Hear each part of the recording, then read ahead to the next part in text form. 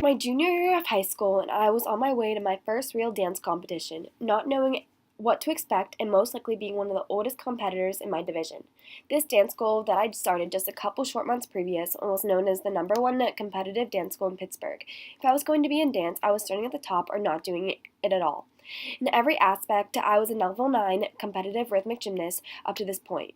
Rhythmic gymnastics was more of a European sport with not much to go on after age 16. During this time, everyone starts asking, so what are you going to do after high school? I decided that I should pursue dance since rhythmic gymnastics was out of the question. I wanted to hold on to a continuous practice of my own body language somehow into my upcoming future years. Dance was the only avenue to take me there, and I saw it as an opportunity for future growth. I thought the dance company that I abruptly became a part of would have many similarities to rhythmic gymnastics, but everything was completely different down to the attitude of the girls participating in competition, which made situations even more of a challenge to just plain fit in. Nonetheless, I was more determined than ever to find my place in this seemingly new dance adventure. Since it was my first dance competition, I really wanted to impress my teachers that I deserved to be a part of their team and that I was deserving of a recognizable spot in their company. My biggest concern was to not make any blunders or mistakes during my performance and risk earning my dance teacher's acceptance and respect like he gives the others. As I waited on deck to go on stage, my dance teacher told me, "You can do this, Mia. Just make sure you get your full back." I took a deep inhale and slow exhale as the competition director announced, "Now we have on stage Mia Hawbaker." Gracefully, I began dancing with ease and felt the music from my fingers to my toes. Every minute of this dance that I have diligently practiced over the months was flowing exactly as it should. Throughout every movement and each body articulation, my dance was bleeding with emotion and control and clarity. As I approached the moment for the full back skill, my hands were already internally shaking and my heart was racing. I reached for my left leg, thrusting up towards my hands, but before I was able to hold onto my left leg, my body swayed and slightly stumbled off balance. Embarrassment and astonishment overwhelmed me, and I felt my face getting warm. I attempted to perform a quick recovery as I grabbed my leg and reached the full back skill, acting as if the hideous blunder hadn't happened. My dance members were already getting ready to approach the stage and sit down in a clump along with many other dance companies, gathered and clustered on the stage for the awards. So I decided to join and buried myself in the middle of the clump of dance girls so as not to be easily seen by the crowd.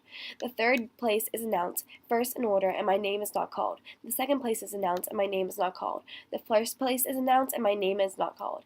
At this point, I know that I haven't even placed, but at the same time, I knew the announcer had one more place to call out. Yet there was no way it could be me since I understood it to be the top in the entire division. I shut my eyes, with my teeth clenching and my palms sweating, as the competition director announced, and the winner for the platinum all-around solo place is Mia Hawbaker in Weep. I couldn't believe what I heard, and I jolted up with the help from my girls sitting nearby, in shock, not expecting this at all. My friends from the dance school were clapping, cheering, and shoving me towards the competition director. The director hands me my award and asks me my dance studio, and I timidly spoke into the microphone, saying, "I'm from Studio 19 Dance Complex." Congratulations. I am a soft star. An absolutely stunning performance. Your name? Mia, Mia, who choreographed this dance for you? Tammy, Sean, and Beth, Over at what dance studio?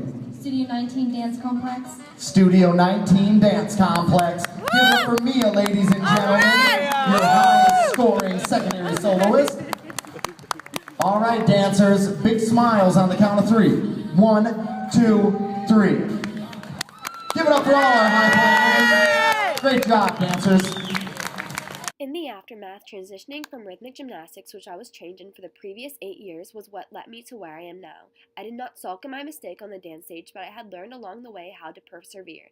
I've learned that my abilities and experiences are my own, and I can use them to my advantages as I use them in the future. I wanted to be on top as I was in rhythmic gymnastics and not identified as a newcomer.